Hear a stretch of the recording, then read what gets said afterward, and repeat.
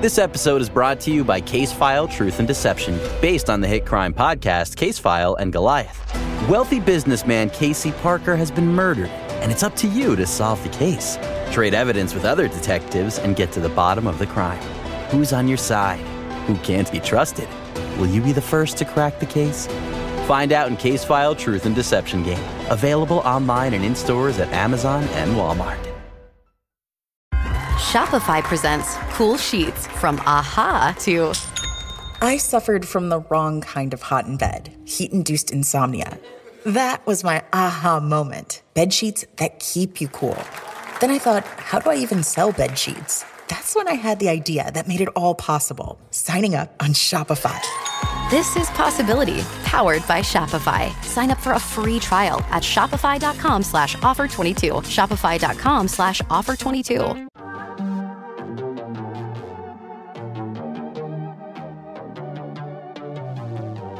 Hey y'all, I'm April. And I'm Caroline.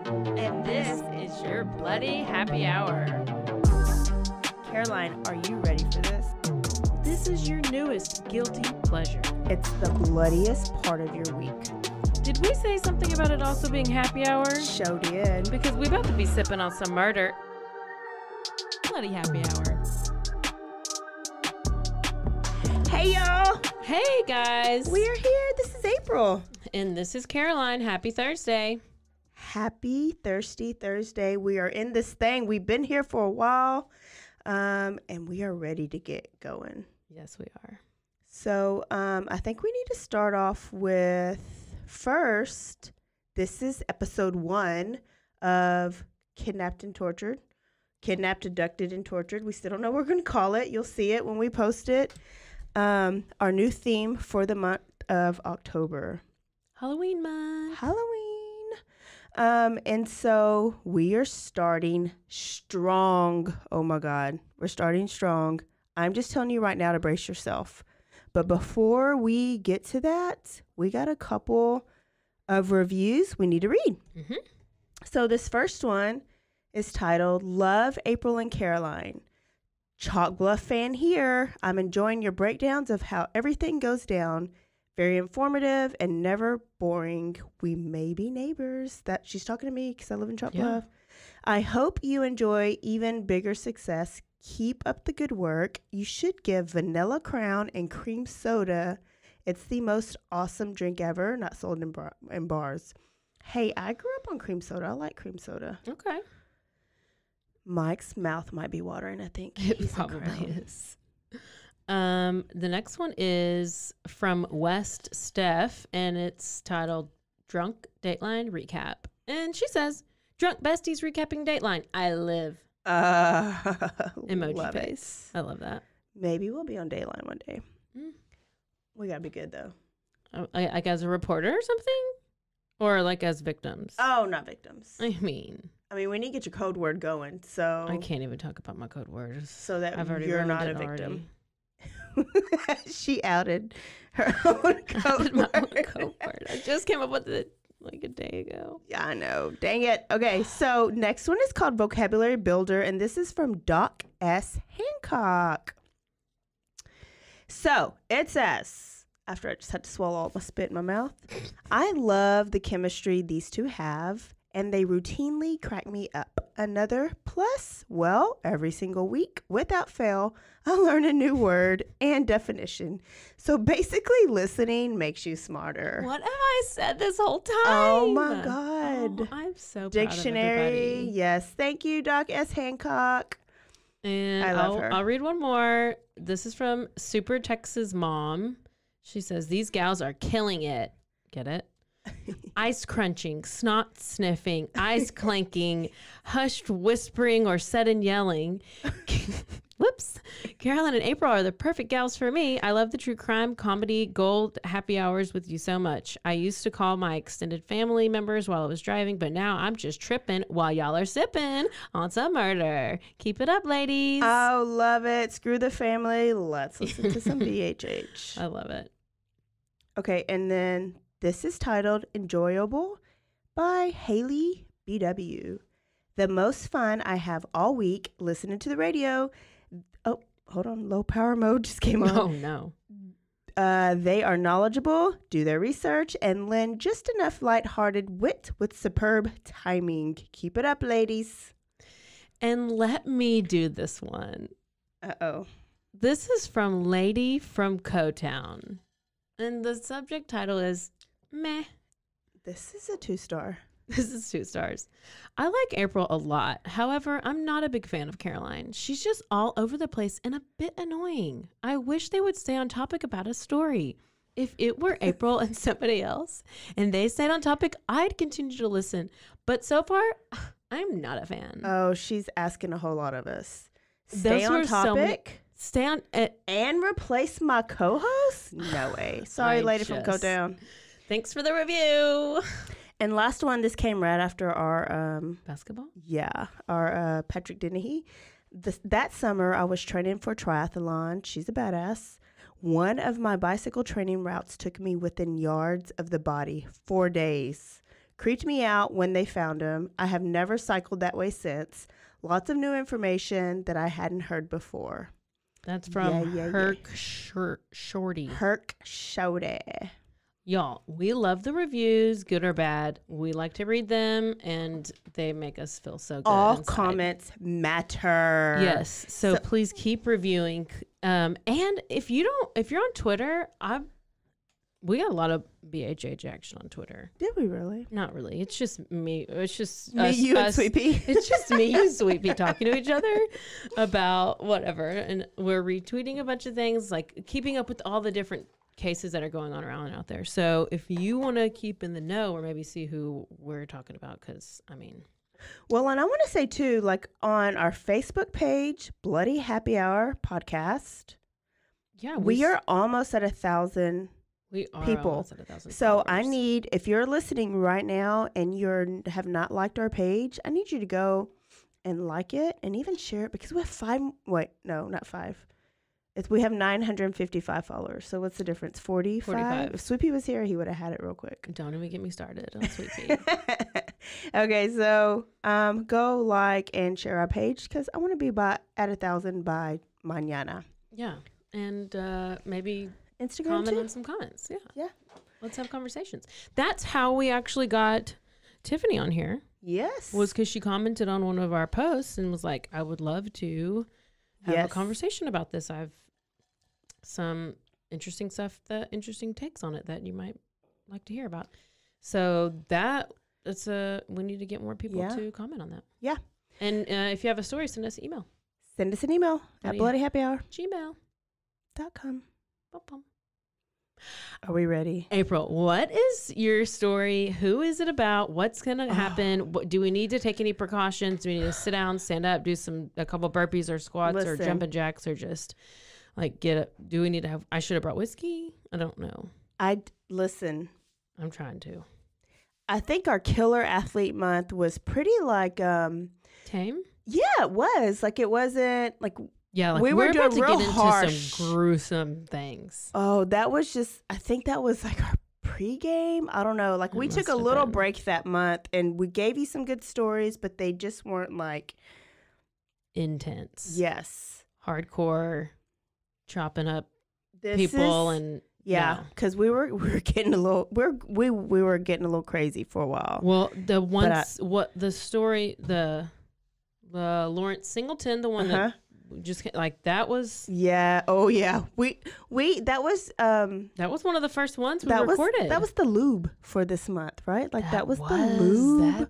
It's getting you ready for what's happening, and so torture,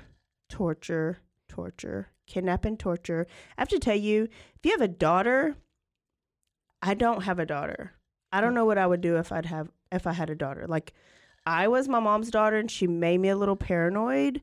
So I sent one of my friends a text and I was like, I need your daughter to listen to the whole month because she needs to not trust anybody. She needs not trust anybody. And she was like, I was just trying to figure out how to not make her stressed and have anxiety and not worried about everybody and just love everybody. And I'm like, she needs to think everybody's a serial killer and a rapist. She needs to grow up how I grew up. No. No. Not under a rock like Caroline did. But you know, like when my friend's daughter started college she graduated in 2020. You know what they told her at her college like orientation? No. Everybody's a rapist or a killer until they prove you otherwise. And she was like, "That's exactly what you tell me." Yes, they are. They are. No. No. Mm-mm. Everybody's Jesus to But Caroline I until they tell her otherwise. That's why y'all need to tell me all these things so I know. This Caroline needs to listen to this more than anybody. Well, good thing I'm here. Yay! Okay, here we go. So I'm going to tell you about the Cleveland kidnappings. Okay.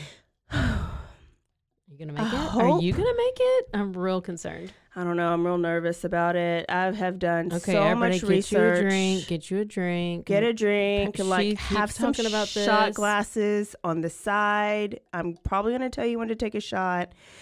Trigger warning. There is torture. There is rape.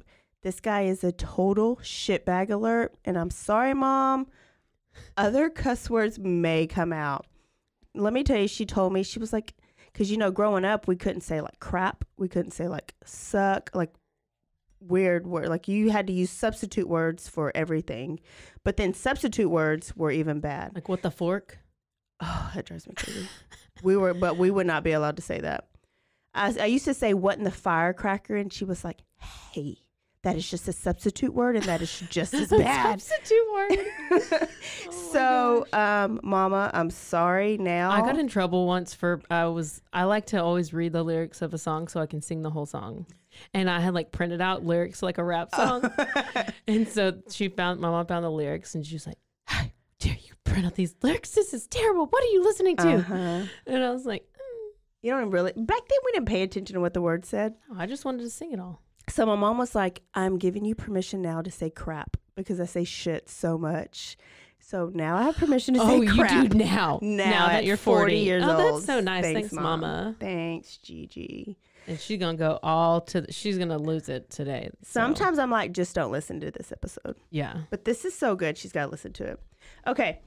So I am getting off script a little bit because normally I tell you about the shitbag that we're talking about. I go like into childhood because I like us to know like what caused all this to happen down the road.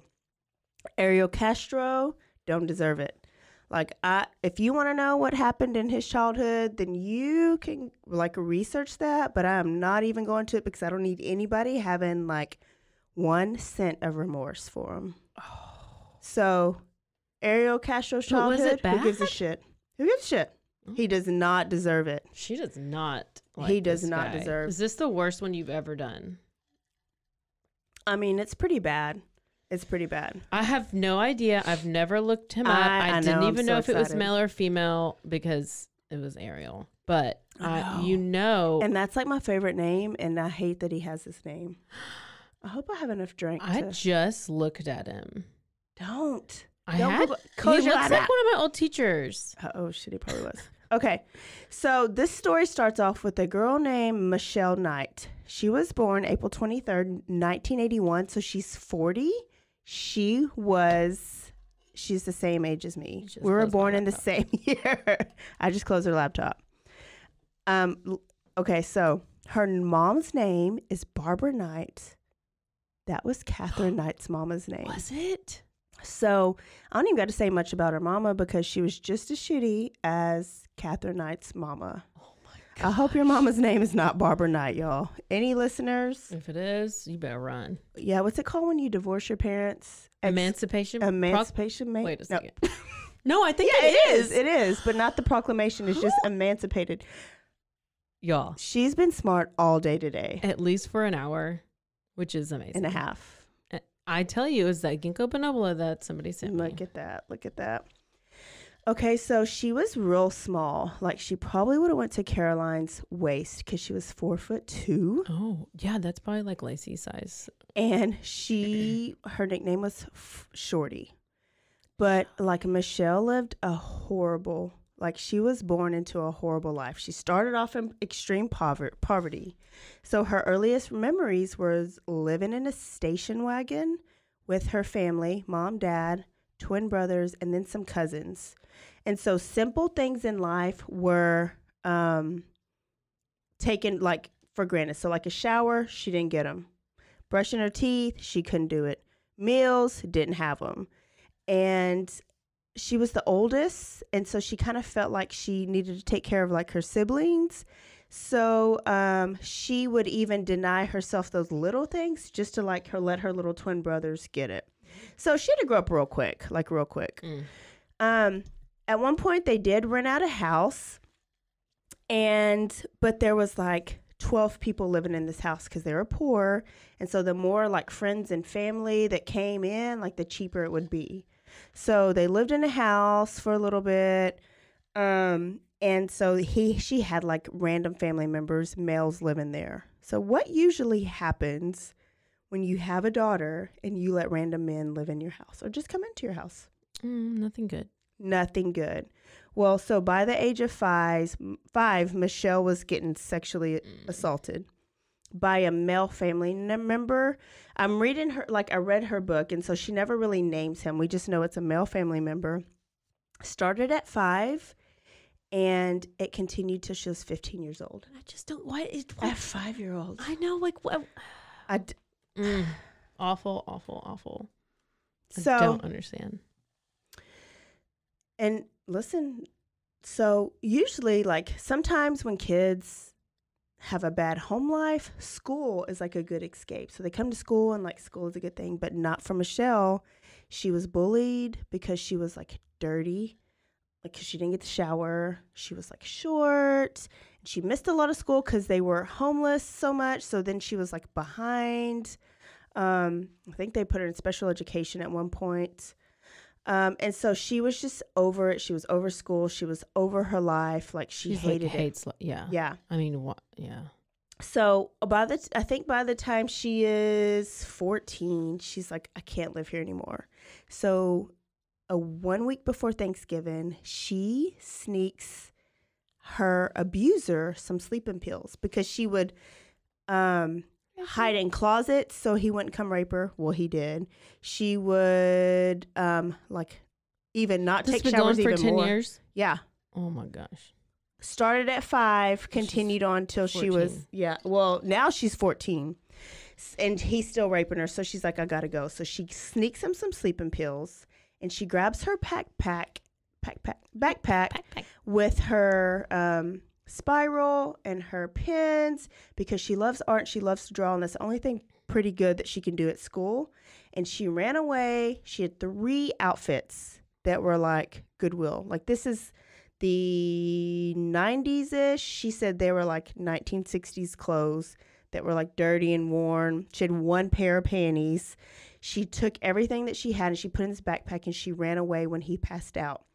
And she was on the streets in the cold in Cleveland, Ohio. So this is November. So she's cold, but she's like, you know what? Better than this. Yeah. And she would rather be there than like back at home in her house. So she slept in a park for a little bit, but there were so many homeless people. People would get attacked. They would steal any little thing that you have. So she found this place under a bridge, 14 years old. And she was so little, she needed to like block the wind from like chafing her body. So she found a garbage can. She turned it on the side, and that's where she would sleep. And she slept there for a couple days until one day this man approached her. Oh. This big black man approached her. Like, did she eat food? I mean, she had almost gone about a week without eating by this time. This black man approached her, and he was like, "Hey, he ended up being a minister of a church." Now, mind you, she doesn't like, so she's in Cleveland and she's like in the hood. So it's very like, everybody's there. Like there's white people there, there's black, so everybody's poor, but everybody's there. So seeing a black man didn't scare her, but the fact that it's a man and she's on the streets, that scared her. So he was a minister at a local Baptist church, and he says, "Hey, we serve meals every day at this time. We have a big Thanksgiving meal coming up." And the next day was Thanksgiving. So she just remembers thinking, I've never had a Thanksgiving meal. Like they would eat like nothing, like at home, basically nothing. So she showed up to this church, and it was the best meal she ever ate. She had like 4 different plates, and she met people at this church. She started attending this church on Sundays, on Thursdays, and she'd go there every day. So she had at least one good meal a day, and like her life was semi-decent in her eyes, right? Yeah. Well, she would eat her food, and then she'd go back to her trash can. Well, another guy approached her, and this guy was half black and half Mexican, and he called himself Sniper.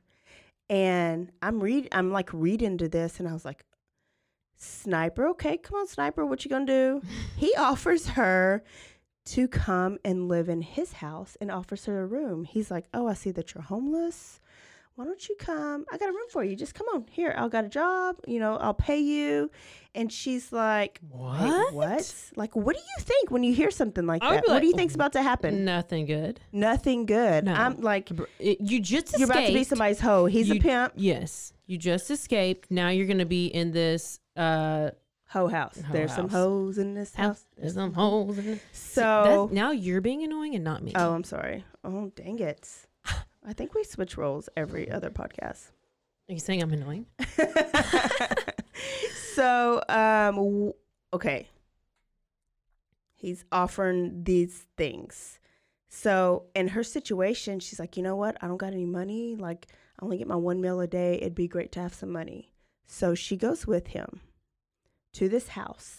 Oh, no. To Sniper's house. Oh, no. And the house is like pimped out. Like there's like furry carpet. There's like big screen TVs. There's like speakers. The bedding is zebra bedding, and it spins in circles. It's like Sounds pimped like- out sounds like it. house, and I'm still like, oh my goodness, oh my goodness. He just needs a drug deliverer, drug DoorDasher of drugs. Yeah, An Uber of drugs. an Uber drugger. So she's Yeah. like, oh, okay, well, and he'd pay her like $300 a week.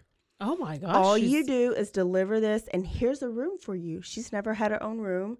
She's never had like a bed that she didn't have. So that first night she was there, she talks about she was filthy because she'd been homeless for weeks. Yeah. She'd have to take a bath in the shower. In the shower at the church. A whore bath is what you call it. Like you just PTA. get the towels. Yeah. Yep. PTA.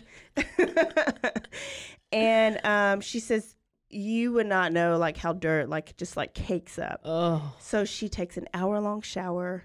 Well, when she walks in the house, she's like bleeding down from her legs. She's on her period, and Sniper sees this, and he goes to the store and he gets her some tampons.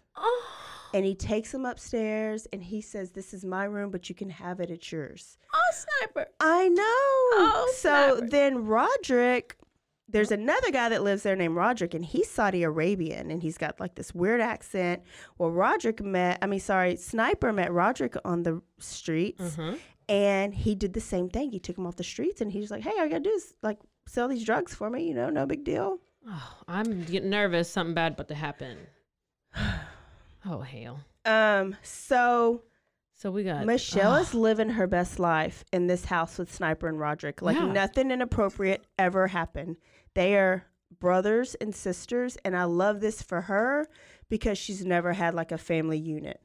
So Roderick is very appropriate because he's like his Saudi Arabian culture. Like you don't have sex until you get married. Like you don't sleep in a bed when you get married. So like it was just, they were brothers and sisters. So by day, they'd watch movies, they'd play dominoes, they'd play ping pong, they cooked for each other. Oh my. By night, they sold drugs. Yeah. And brought the money back to Sniper. So like it was going good until Sniper gets busted. Sniper and Roderick. Well, Roderick takes off and finds Michelle, and he's like, we gotta go because they're gonna raid the house. So they go because they have all their money that they've made stashed. So he gets her, they go to the house, they get the money, and they go back under the bridge. Michelle shows him where she used to live. And she's like, here's this trash can. Like, it blocks the wind. So Roderick goes and finds his own trash can and lays it down next to Michelle. And that's where they sleep, under the bridge. And they're like, we'll make a plan. Like, we have this money. Maybe we can get an apartment. But for now, like, let's just stay here and figure it out. So there you go. They're living on the bridge. Oh, wow. For just a minute, because a neighbor of her parents, shitty dad, shitty mom, sees her under the bridge, and now there's cell phones, and so they call the dad, and the dad comes and gets her, sees the her. abuser dad? Well, it's not the dad that's the abuser. He's just a shitty dad. It's like she's getting abused by somebody else in the house. Oh, we don't know. Oh, yeah. Right. So dad drags her back home, and that night she's raped by her abuser. Repeatedly. Wait, did Sniper get taken to jail? Sniper got taken to jail. She never saw Roderick again. They were running away because when she saw her neighbor, she was like, we got to get away because I don't want my family to come. Well, her dad sees her, grabs. The neighbor didn't know. Like, the neighbor's just thinking, I saw your daughter on the street. Did they report her missing? Anyway. Oh my gosh. And then how long was she living with Sniper under the bridge? Do we know? So all this, I think, transpired like in a year. So she was on the streets for a while with Sniper and Roderick for a while, back on the street. And then so within a year. She should have probably just rather gone to jail. Or two, yeah. I mean, she did not want to go back home. But so she was there. She was stuck, and her mom enrolled her back in school. And she was supposed to be in 7th grade, but by now she was 16 years old, so it might have been 2 years away. 16 years old. They gave her a test, and so she was able to at least be in high school. So then here comes age 17. So she's in school, but she like has no friends because she's still like, she's not any like cleaner than she was before. She's not any smarter because she still hates her life now because she's back at her house. She's by herself, raped every day. All she does is read Stephen King books all day long. She was channeling her. Yeah, she just loves some crime and some horror stories, and so she would just read her Stephen King books all the time. Well, she meets a guy. This random guy like approaches her at school. And they have a little bit of what's like a kind of relationship. And she's grateful for this because she has sex with this guy. And she's like, this is the first time I've ever had sex because I wanted to, like consensual sex. And so, but this is like a football player guy, good looking. She says he was like very like brown skin but fair skin, so he was like biracial, like light skin. Yeah, he's real bright. Real bright. And so anyways, okay, she gets pregnant. But not by her abuser. She's pregnant by this guy. I think she calls him Eric in the book. And she never tells Eric because before she even gets to tell Eric, she finds out that Eric had a girlfriend this whole time and was just like side piecing her. Oh no. And so now she's pregnant. She's scared to death. And she finds out she's having a boy. So she's just like, you know what? I am excited. Like, Joey becomes her life and her purpose. She's never had anybody that she felt has loved her. I'm going to have this kid is what she's saying so that somebody can love me and I can love somebody else. So to her, it was her gift from God.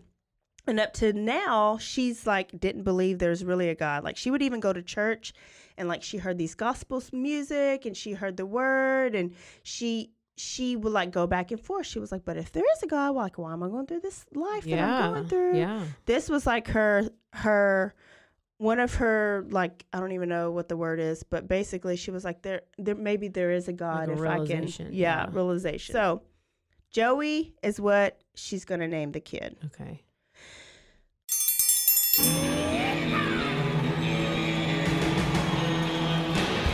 Hi, I'm Hank. You might remember me from a show called King of the Hill. check out a King of the Hill rewatch podcast. These boys ain't right, but they are funny. Find the podcast anywhere you get your podcasts or at roguemedianetwork.com. I tell you what.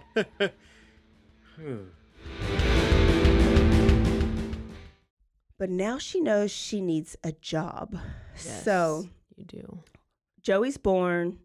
You know, I always wonder, but whenever you get like abused like that, if you tend to not have sexual relationships with males, if you tend to like go to the females, other side. yeah. I mean, they say a lot.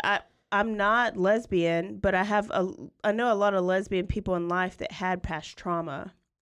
I'm not saying that's why they went, but it is a common and like.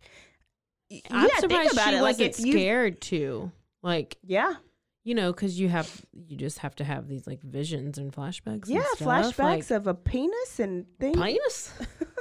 So anyways, she had the baby. This girl is the strongest girl like that I've ever read, heard, or know about. Like, it's crazy what she goes through. So she has the baby and she's dropped out of school and she's like, I need to get out of this house, because while she was pregnant, she was still getting raped by her abuser. Oh, no. Yeah. Yeah. So she asked her mom, Barbara Knight, can you watch baby Joey? He's older by now, like toddler. Can you watch Joey while I go look for a job? Well, she spends all day looking for a job and she wants to get hired on the spot. She goes to every fast food restaurant. But guess what? She's 4'2". She's a high school dropout. And she's just has no luck. So she goes back home and her stepdad is there. Her mom's dating a guy named Carlos now. And she divorced. And Joey's crying. And it turns out he yanked up Joey and fractured Joey's leg. So she is heartbroken. She takes Joey to the hospital and the doctors know. Right? Like, the doctors know what abuse look like. So they question her and they ask what happened. And Michelle's just like, I took him to the park and he got hurt on the slide.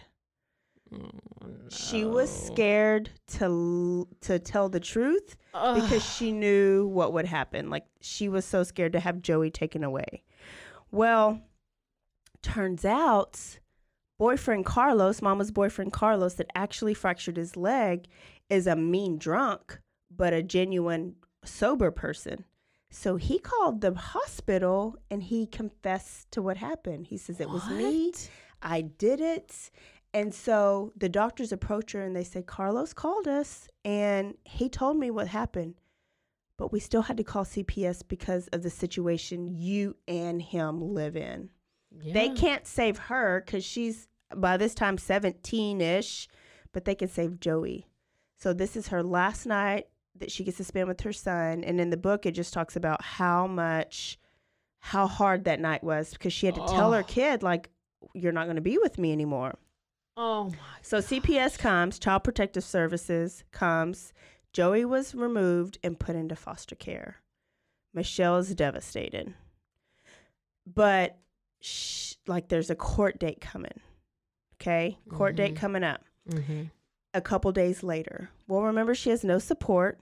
Mm-hmm. Or nobody that cares. So she has to walk to this address where this court date is. And it's a 3-hour walk.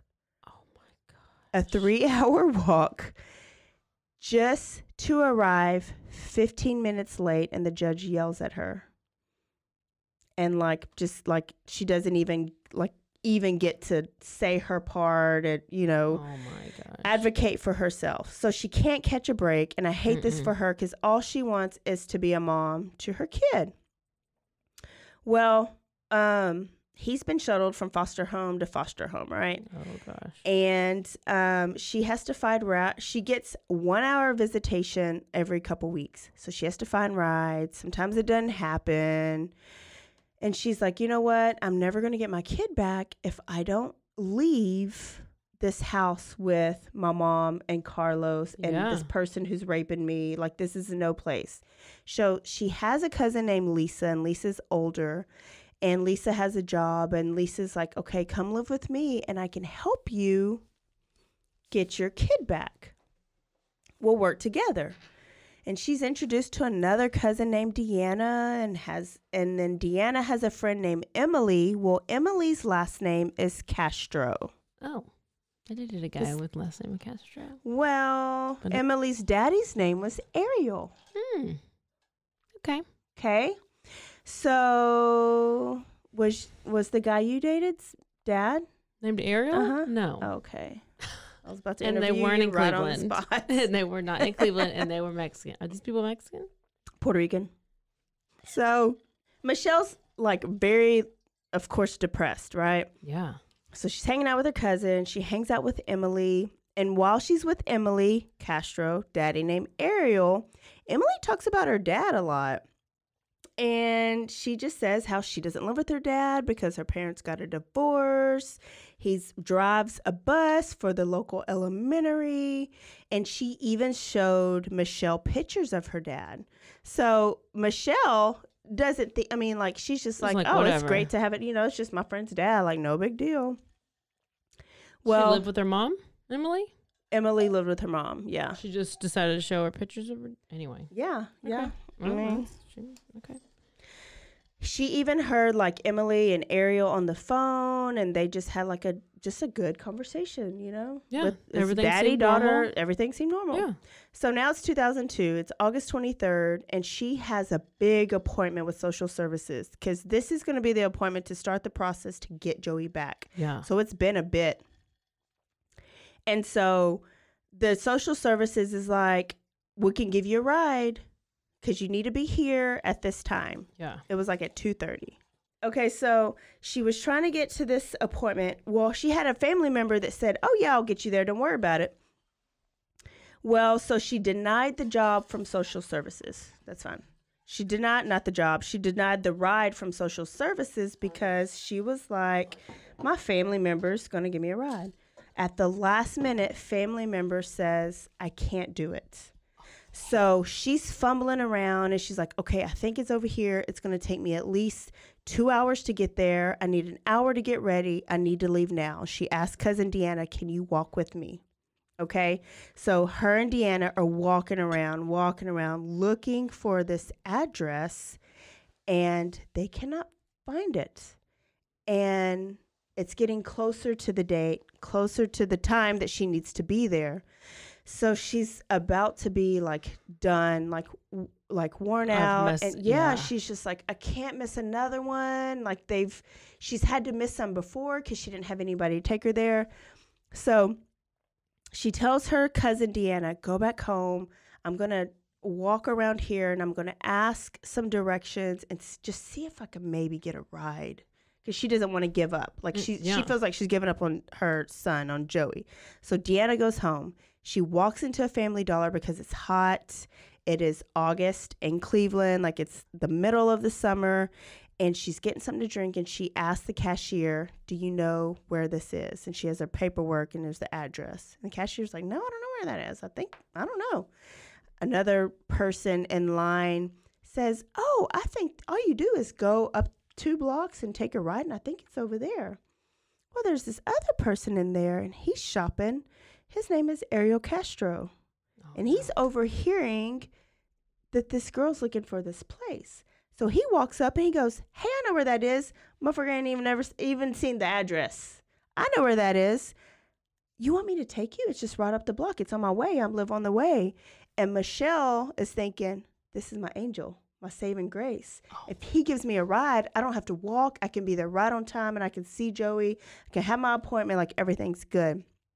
So then she recognizes his face because she saw the pictures. Yeah. Yeah. So she's like, oh, you're Emily's daddy. And he goes, yeah, you know Emily? She's at the house. And she goes, oh, okay, you know, whatever. So gets in the car. The car's filthy with Big Mac wrappers like everywhere. And so she like scoots shit over and she sits down. Well, instead of them going the way that they're supposed to go, no. they veer off. And he's like, you know what? Just give me a second. My dog had puppies. Oh, no. And I need to go check on him. But don't worry about it. I'll get you to your appointment. You'll be able to see Joey. I'm going to run by my house. Hey, and Emily's there. You could see Emily while we're there. So Michelle's thinking, oh, okay, cool. She said, I just saw Emily. I don't need to see her. She was like, oh, cool. Yeah, okay, I'll see Emily. She was kind of hesitant, but she didn't want to be rude because that's her friend's daddy. And then she's like, Joey loves puppies. And he's like, come pick you one out. You can take it to Joey. And he'll be so excited when you get him back. This will be his dog. So she's like, okay. How many times she done this? gets out. She goes in the filthy house. It's like McDonald's and like food. Oh my gosh, is Emily in on it? Listen, my mind went there too. Okay. Well, see, Emma. Remember, she was walking with Deanna. Okay. Yeah, she was walking with Deanna. So Emily, she's not at the house, basically. So he goes, oh, Emily is what did he say? I think putting laundry, like downstairs, putting laundry, but the puppies are upstairs. So come up here. And so she was like, oh no, I'm not going up there. And he goes, wait, why are you scared? I'm AC. I'm Emily's dad. I'm fine. Let's just go up here. You pick out a puppy. We'll go. You have a puppy for your son. So she walks up the stairs reluctantly. And when she gets up there, door slams. Oh no.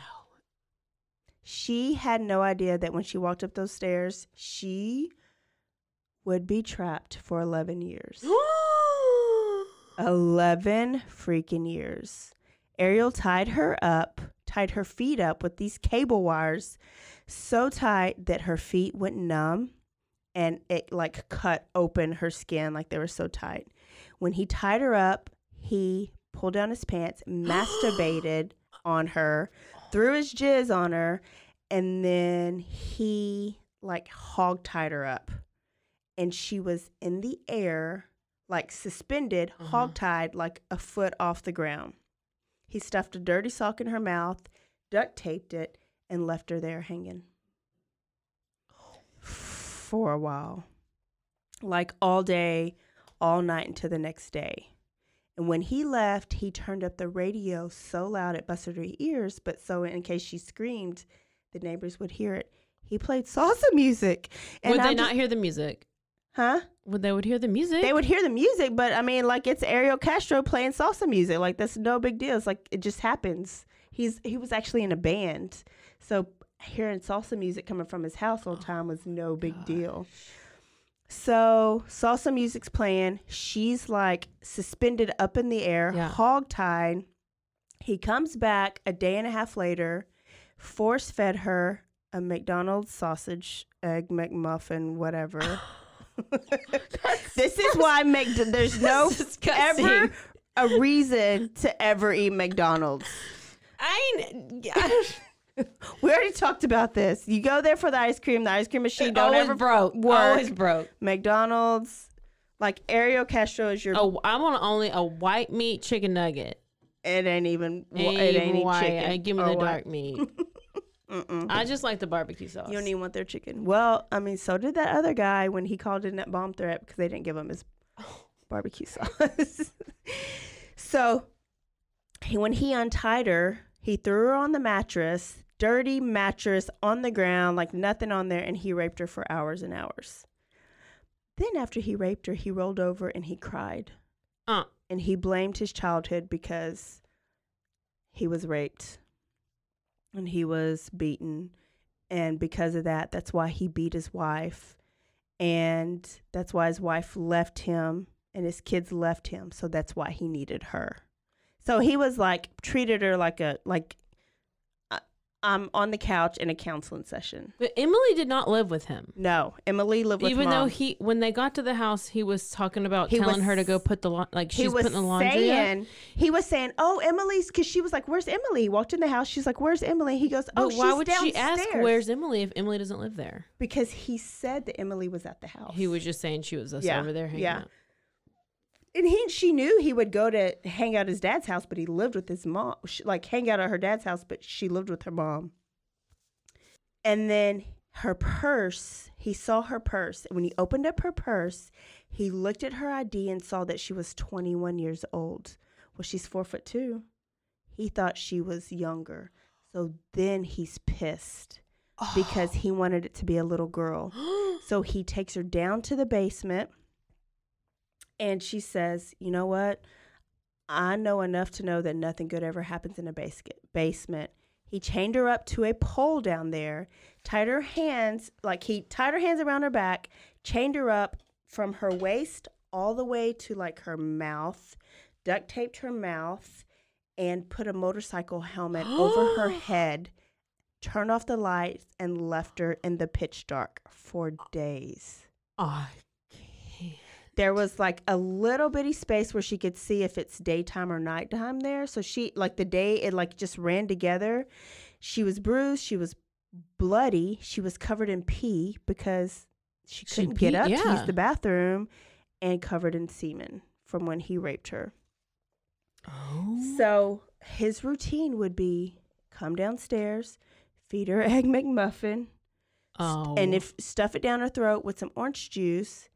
He would go back upstairs, watch porn loudly, then come down, rape her for hours, and then tie her back up. With always the helmet, and you have nothing perception of anything. Nothing. You're just in the dark. She would just like pass out. And then to escape, she just thought about her son, Joey, how she loved him, how she missed him. And she would sleep and she would cry. And then she said she would sing those gospel songs that she learned from when she was going to that church. Yeah. And that would soothe her. I mean, can you even imagine what you just sit there? How, like... I mean, I know I'm just the panic attacks that... But like, you I just get nervous thinking about it. You just have to all day. That's all you're doing. Sit there, tied up to a pole. You can't scratch. Everything's numb. Like you can't, when your foot goes to sleep. Yes. She can't move. Can't do anything. When he would come back, he would break her down and tell her, nobody's looking for you. Like, there were no missing person posters. There was nobody on the news, like, pleading, where's my daughter, Michelle Knight? And he would, like, tell her, nobody cares. Nobody gives a shit about you. Like, I could do whatever I want to you, and nobody gives a shit. Nobody cares. Nobody's going to miss you. And it got into her head. Yeah. And really, because it was true. Yeah. Nobody was looking for her. And she was like, maybe my cousin Deanna, because remember, she's walking Deanna. Yeah. Well, she never came back home. Like, well, Deanna, what did you think? Did you go tell mom and dad? Deanna in on it. Everybody's guilty. Never. You told me. Never trust anybody. Anyone. Deanna, she might got some money for this. I don't know. Well, and then what's crazy is, like, he just went on living his life. He'd get up, he'd go to work. His band would still come over to play, and she was just down there in the basement, like, doing nothing. Nothing. She would hear, like, Emily and the other kids would come over, and what was crazy is now they say, well, he wouldn't let anybody go down in the basement or go, like, upstairs. Like, it's just so sketchy. So... he finally moved her upstairs. And so it was like a blessing to her because she was like, well, I am at least, he put a leash around her neck, like a chain. And so she was chained in the room, but she could at least like walk. Like she got earned some privileges. She got some privileges, got a little bit of privilege. She got a little mobility.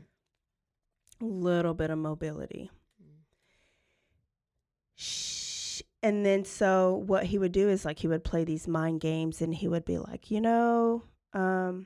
would pretend like he left but not leave to see if she was going to like scream or try to get away.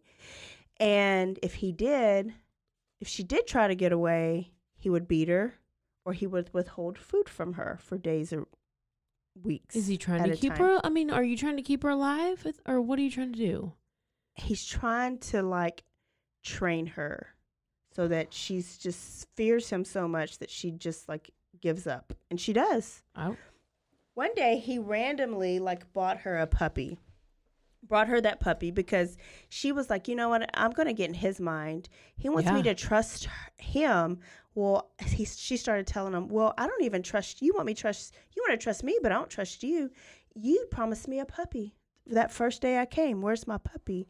And she was like, if I just had something, like something up here, because they got so lonely. Yeah. He bought this mutt. She named it Lobo, and she loved this dog. Like, trained him. Like, he basically pooped where she pooped because, you know, she couldn't go use the bathroom where she went to the bathroom. They slept together. She would have full conversations with them. Oh, for sure. And when he would come up to rape her. That's gotta change your, I mean, like. Oh, it was, it's like, she was like, can endure this a little bit because I got Lobo. Yeah. When he would come in, rape her, he'd first get Lobo nice and neat and take him outside, chain Lobo up, come and rape and assault and beat her. And then when he was done, he'd bring Lobo back up.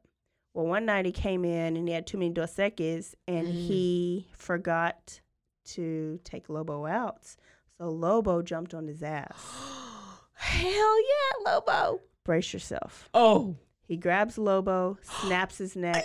No! Throws him on the bed. Podcast over. Lobo's dead. Caroline got up and walked out. I mean, forget the fact that she was tied to a pole, but he broke the dog's neck and she's done. Because the dog was just in there? Because he jumped on Ariel when Ariel tried to rape him. Rape her. So she was done. Like, she was like, I lost Joey. I lost Lobo. She didn't want to live. Because her dreams and her conversations with Lobo was, when we get out of here, we're going to go to the park. We're going to do these things. I'm going to teach you all these tricks. And now it's like, I want to join you where you are, Lobo. Absolutely. So, unlike he just left the dead dog in there for a while. Yeah. So she like went to a whole new low, right? Did he like beat her any or like have any weapon or just have her chained up? Because I would think I don't know. I feel like I would just start like punching. I don't know why. I know. You know, you just every time he came in, he'd had a gun. So at this point, you'd probably be like, "Well, go ahead, just shoot me. Yeah, just shoot me." The only thing that kept her is like, I'm gonna get out and I'm gonna see Joey. I'm gonna get out and I'm gonna see Joey. Yeah. Like, she needed to live for her kid. So this was about 8 months into her being there, and he gets up and he tells her to take off her clothes that she's had on for 8 months. She has not showered for 8 months. Take off your clothes, and he gives her some old men's clothes, puts on a wig, some sunglasses, and takes her to the backyard. What? In Cleveland. And in Cleveland, these houses are like right on top of each other, and there's these tall like houses or whatever. There was a neighbor outside. She couldn't like scream or yell or anything because Ariel had a gun like in her, like pointing like in her back. Gosh. He made her, she was like, I needed you to do something. I need you to help me. So she went down there and she like moved some stuff with them. And then when he brought her back in the house, he said, well, take off my clothes. So she took off her clothes and she thought she was going to get her old dirty clothes back. He left her naked. Left her naked. Oh. 4 months she was naked.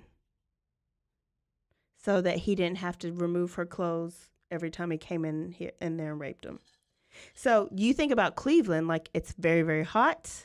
This is an old ass house. It's very, very cold. She was freezing. She was hot. Like, it was just horrible. Usually they want to at least shower them or clean them. It took he eventually does. But this is how nasty he was. Like, yeah, so you can imagine like how nasty he was. Like 8 months, and you're raping her. Mm-mm. So she said that every time he came in, he smelled like dead fish. So you're going to work smelling like this? Oh. So, randomly, remember he was like Dr. Jekyll, Mr. Hyde, or Mr. Hyde, Dr. Jekyll, whichever it is like sometimes he would be like horrible, like devil, and then he would act like she was the girlfriend. Yeah. Oh my So gosh. he came in with a radio one day because she was like, "Can you, like, give me some, like, I need something." She was going crazy and talking to herself. For sure. She was having full-on conversations with How could Joey you that not- wasn't there. Absolutely. So he brought her a radio, and he was like, quote, "Here's your radio. This will give you something to do. Don't listen to any nigger music."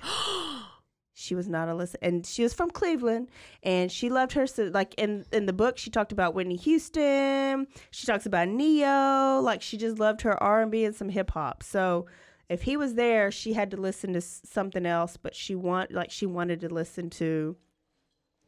And then a little bit after that, he showed up with the television, and he was like, "Here, plug it in.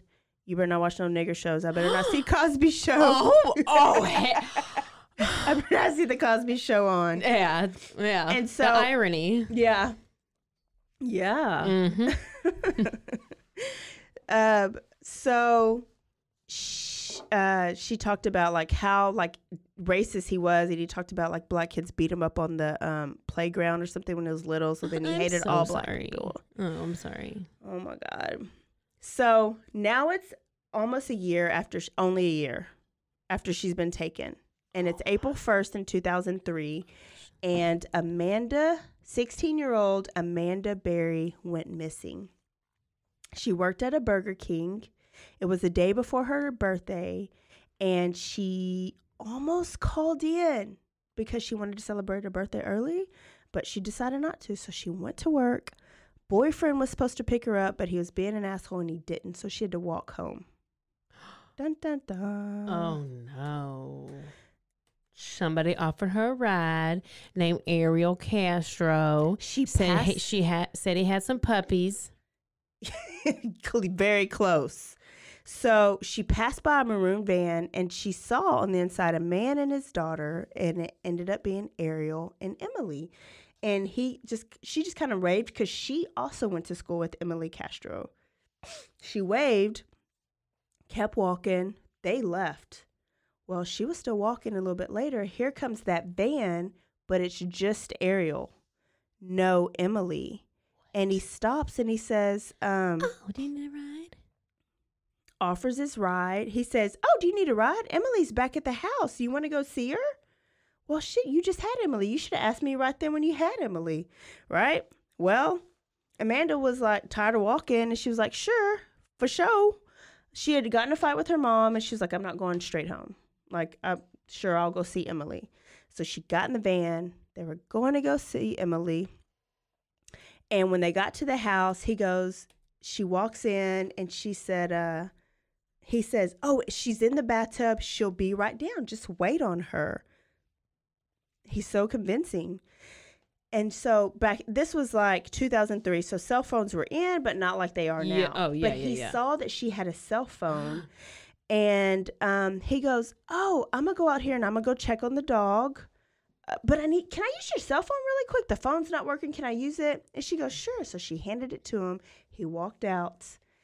And when he came back in, he was like, "Let me show you the rest of the house. I'll show you Emily's room." Walked up them damn doom stairs. Oh, my gosh. And opened up the door that Michelle was in, and she saw a naked woman chained, and she freaked out. Ariel shoved her into another room and said, So he showed her Michelle, yep. But then he put her in a different room? Shoved her in, because she was like in shock. He was like, shoved her. "Hello, look at this. You're next." Yes. He said, I think he said, "Pull your pants down." Oh, no. And this guy is like fat, greasy guy with Fat, this beard. greasy, He looks nasty. just like an old nasty man. Yes. Just like he doesn't even look like you know. He could He just looks like a normal guy. normal guy. Yeah. Man, whatever. So He raped her multiple times, and then he did the same thing he did to Michelle. Took her down to the basement, tied her up, put the motorcycle helmet and everything for weeks.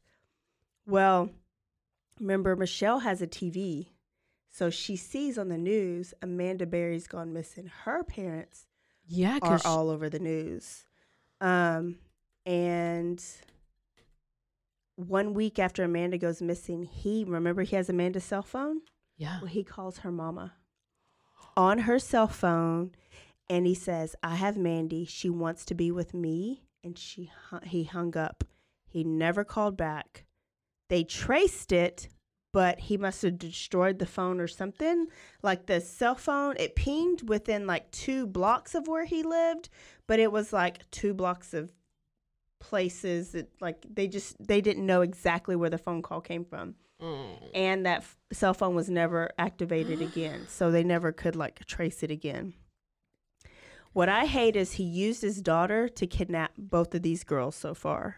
Yeah, it's like where did he do with her when he just drop her off somewhere? Do they live close? Oh yeah, I think he just like this time he took Emily back to Mama's house. They must live close. Yeah. If he just... they all like Michelle lived within blocks. Oh my Amanda gosh. lived within blocks, and Emily and her mama they're lived in blocks. Captured a block away from their own house. Yes. Isn't that crazy? Worst. Okay, so this is my thing is not to victim blame, not to parent blame, but I think about this and they got in the car with their friend's dad, but I was told never to. Were you told, like, you hear don't ride in the car with strangers. Well, he's not a stranger, so that's why you don't say shit like that. It's like, you don't ride in the car with anybody. So he looks like my friend's dad's. I know, but would you have gotten in a car with them? I guess. So did your what was I your? would prob- did I don't you know have how the I didn't warnings? end up in a basement. I don't know. Not kidding. Your parents you might be kidnapped right now. I probably am. No, I'm definitely my mother's child. They might have stolen you and you just don't know yet. No. Wait, but you didn't get like the warnings, like nobody picks you up unless I tell you? No. Mm-mm. We need to get Mosey on this podcast. She was always working. Yeah, but you still. We had Lola at the house. Lola didn't even tell you? No, Lola's too busy in the truck with her boyfriend. I mean, we'd ride the bus, walk home, out the butt, and then like open the door with the key, and then go. I don't even think the doors were locked. I mean, it's like back in the 90s, whenever. No, bitch, I was born in the 90s, and my mom was like and doing things. Yes. I mean, did you leave your doors unlocked and stuff at your house? We always had our doors unlocked. Yeah, we did. We did do that. My mom, they still do that. But I remember like there was one, maybe 2 people in our whole lives that I was allowed to get in the car with if my mom didn't know. So she would be like, if somebody's coming to pick you up, I'm going to tell you first. So if so-and-so pulled up at my school and says, hey, your mom told me to take you home, don't get in the car with them. Well, I always rode the bus. Or walked home. Yeah. So I guess that never, but I don't know. So, I don't think I've ever been told anything. And so I remember like new friends coming into her life. So we'd meet these new people and they were friends or whatever. And I would say, Mama, can I get in the car with but so-and-so? It would usually be and like she would their say, kid would be no. there with them. Because if it was like you're going to a sports, like a basketball game or whatever. Yeah. So I wouldn't be like somebody's dad. Oh, hey girl, I don't want to ride. I'd be like, well, where's, Sarah? I could get in the car with them.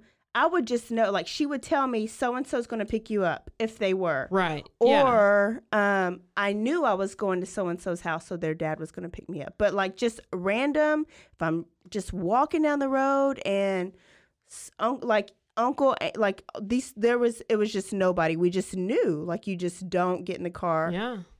I mean, we would ride our bikes like to the convenience store and everything, which, Yeah. that's... Yeah. You wouldn't let your kid do that now. Fine. Well, I mean, we would walk places. You just didn't get in the car. Yeah. Like if somebody asked you for a ride, and I just remember saying, what about so-and-so? No. I feel like if they would have asked if I would have been like, sure. Yeah. So, so it's not weird for them to get in a car with them. Right. But I just remember, like, I remember specifically being told, you don't. Like, no matter who, I don't care what friend it is, what daddy, what mama, know what whatever. If you do, I need to know first. Nope. But she also had me while like watching all these movies. Oh, yeah. This is why. This is why I was I'm so just over here obsessed. Googling rap songs and printing them out. And Getting in trouble because you're listening to rap songs at cuss. So we're about to be That's at the probably park. how I landed up in that first relationship, in my last marriage. So I had no guidance. It's their fault, not mine. Let's just blame everybody. Yeah, let's blame everybody else. So, okay, they didn't do anything wrong. They were riding with their friend's dad, who they thought was a normal dad. He just really wasn't. He would do nice things every once in a while. Like every time he would come in and rape them, he'd throw like some change and some dollars at them, and he would say like, "Thank you for your services." The hell is He'd pay them every time. What do you do They with it? piled it up. They piled it up. Like Well, they piled good. up money. It's crazy. And they would like ask for journals or like pens or something because they wanted to kind of journal what was happening Something. Give me something to do. and draw. Like Michelle liked to draw. They finally were allowed to shower only if it was with him, though. Oh my So god! they were just like, you learn how to escape because you want to be Were clean. they still in separate rooms? So Amanda was always separated. And Michelle, so yeah, they're in separate rooms still. He barely let them like cross paths. So Amanda's been there for a little bit. Michelle finds out she's pregnant. And she's been pregnant actually a couple times. Oh, and she miscarried. Yeah, he would beat her to miscarry. And at one point, he starved her for a week and then hit her in the stomach with a barbell. I can't. And then beat her ass for aborting his baby. But he did it. Another time, he took her in the basement, kicked and punched her, and sat on her until she passed her baby in the toilet. It sat on her? Oh. Sat on her? He sat on her? Oh, sat her on the toilet. Oh. I don't know. I just had to laugh because it's like, he just sat on her. I might have said that. No, He you kicked said and he punched set her on the toilet. and sat her on the toilet until she passed the baby. And she, in the book, says she remembers like, y'all, this gets bad. Or this is bad. This is already bad. It's been bad for a while. But yeah. She remembers grabbing like the fetus out of the toilet and just crying and like just Yeah, thinking everything. this is why. In total, Michelle goes through 5 miscarriages or termination of pregnancies. Michelle. Okay. Michelle, the first one, Yeah. the white girl. Yeah. Well, I guess they're both Oh, white. is Amanda a black girl? Oh. No. I guess they're both white Because now. he's racist. Yeah. No, there's no black girl. There comes a Mexican girl. Mm. Total, she went through 5 miscarriages or termination of pregnancies by Ariel Castro. And like right now, like they do get out. She can't have kids. Like she can never have kids. So we're going to end with this. 1 year later, April 2nd, 2004, everything happens in April. Like it's crazy. Like he's taken the last 2 girls in April. Gina DeJesus goes missing. Gina DeJesus's daddy is very good friends with Ariel Castro. Gina DeJesus is friends with Ariel Castro's younger daughter, Arlene, and that's how he gets her. They are walking home from the local middle school, 14 years old, with Arlene, and they had to part ways because Arlene was going to come over, but they called the mom, and the mom was like, no, you need to come home. So Arlene goes this way, Gina goes the other way, and then here comes fucking Ariel. And he stops and he's like, hey, have you seen Arlene? And she's like, yeah, I just saw him. She just turned. We just part ways. And he goes, well, hop in. Help me find her. I need to find her. We're looking for her. So she gets in because she's thinking something's wrong. And then that's it. Same thing happens. They went to his house, and he was like, you know what? She's probably went home. She's probably in the shower. Emily in the shower. Can you help me move the speaker? You want a dog? Oh, he has a different thing every time. I'm surprised he didn't just use the same thing every time. Yeah, because it worked. Yeah. This time it's... And are these... Oh, what was the age of Amanda? Or did you... Amanda was 15. Because he didn't... She's 14. He was pissed that she Michelle was 21. was 21. Yeah, so Amanda was 15. This girl's 14. She's mentally a 9-year-old. She's an intellectual... Yeah. Back then, it would have been like mental retardation. She's mentally a 9-year-old. Oh. Gina got in the car with him, and then they ended up at his house. And he was like, you know what? Basically, fuck Arlene. I wasn't really looking for her, but I need you to help me move the speaker. Can you come and help me move the speaker? And she's like, sure. When he got her upstairs, his words were, show me your privates. And then he tricked her to go into the basement. Did you show him the other girls? No, I don't even think she got that far. Gina ends up being there for a while, not even knowing like there's other girls there because he keeps her in the basement for a while.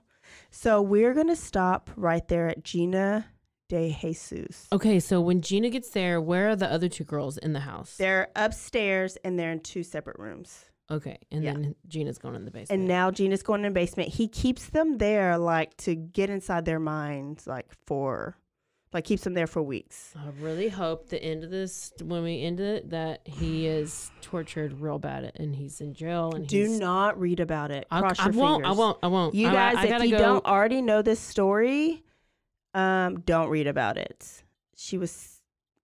Don't read about it. So we're going to stop. Booyah, right here. Start here. All right, part 2 next week. Is it actually a part 2?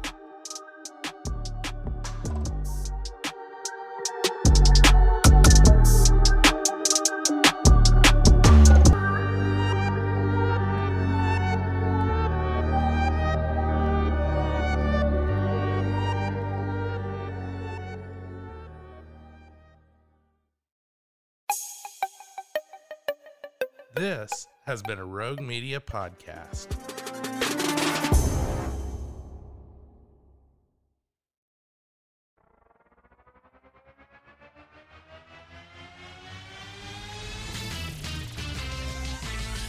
Frozen, heroes. Gonna tell you about frozen heroes. Gonna tell you about. Hey, I'm Zach. And I'm Mike. And we have a fantastic new podcast to tell you about. Bros, Foes, and Heroes. It's the two of us looking into the world of comics, breaking down some characters that you may have never heard of, and some that are just absolutely ridiculous. Yeah, so Zach comes up with a character each time, and I go into it just completely blind. I don't know who this person is or what their abilities are or anything, and basically I guess we kind of go over their origin story and just some of the ridiculous stuff that maybe, especially Golden Age stuff. Oh, Golden Age stuff is always the best, and we will make sure to highlight all of the shenanigans and just absolute weirdness of everything. Yeah, that's right. So subscribe today and follow us on Instagram at Bros, Foes, Heroes. And if you don't, I know where you live. Not really, but please subscribe. Frozen heroes. Gonna tell you about frozen heroes. Gonna tell you about.